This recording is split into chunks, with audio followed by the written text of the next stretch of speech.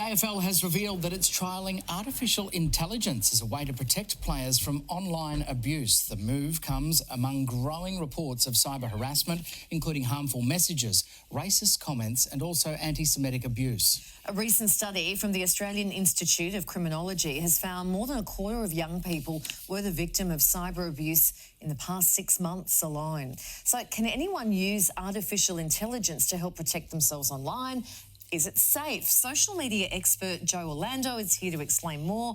Hello, Joe. Lovely to see you again. I mean, this is an interesting initiative from the AFL. How does AI help protect or tackle abuse? Yeah, it's a great move, I think, on their behalf. So think about it. They get hundreds and thousands of social media posts directed to their players or their clubs. Sure. So the AI acts a bit like a middle person. So all these posts get, sent out and it will start to detect anything that is abusive. So it might be texts, swear words, anything that's got like online hate around it, and it pulls them out, just like you can imagine someone pulling out the bad things. So those posts actually don't reach the club or the players. They don't become visible. So they'll still be visible on the sender's account, but not at the other end. So it actually stops them in their tracks and culls these posts. And does someone have to tell it what's bad words, what phrases? Does it automatically know what's... Yeah, so AI is trained. Think of it like a super smart, animal.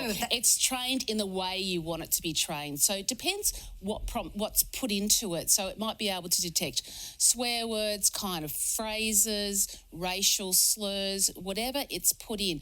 But it does have limitations. It can only kind of really pick up the really explicit things. So it can't pick up things like sarcasm or that kind of thing. So it does have limitations. Really interesting, commendable actually that the AFL is getting on the front foot here because there is so much of this abuse. The technology has really grown rapidly over the past year. What else can it do in terms of benefiting people who are suffering this kind of abuse? Yeah, it's crazy how much. It's only been on board for about the last 9 months, since about December last year, and it's changed so much. So if AFL can use it, then think of all the other places that harassment is happening. Workplaces, schools, they can use it for the same kind of reason, the safety reason. But there's also those other great things it can do, productivity, creativity, so it can really help in a really positive way as well.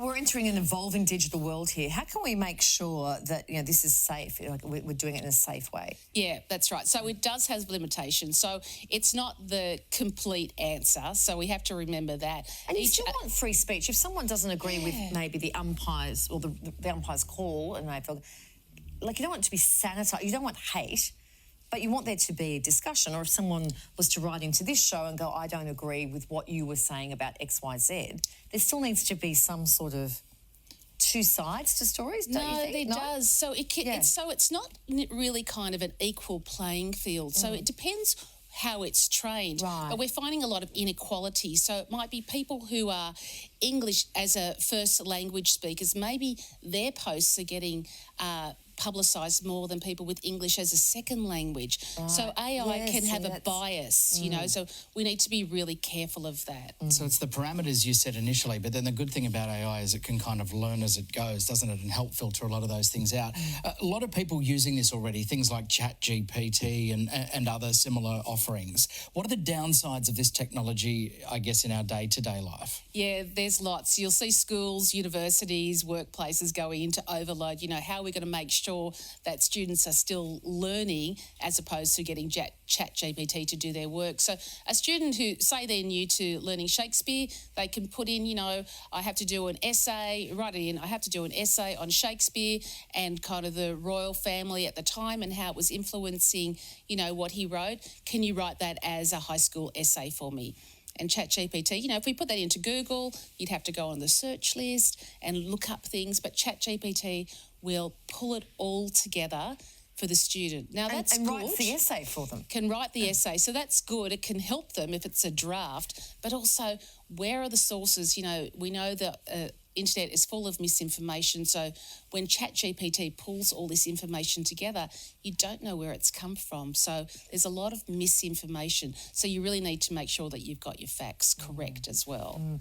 Just back to the online abuse, can't rely on AI completely. What should people do if they do receive online abuse? Like, what are the avenues for parents? I know we talk about this a lot, but I think it's worth reminding parents if their child's being targeted, if there's some online abuse, what's the best course of action? Yeah, I agree. I think the first thing is to make sure it actually is online abuse.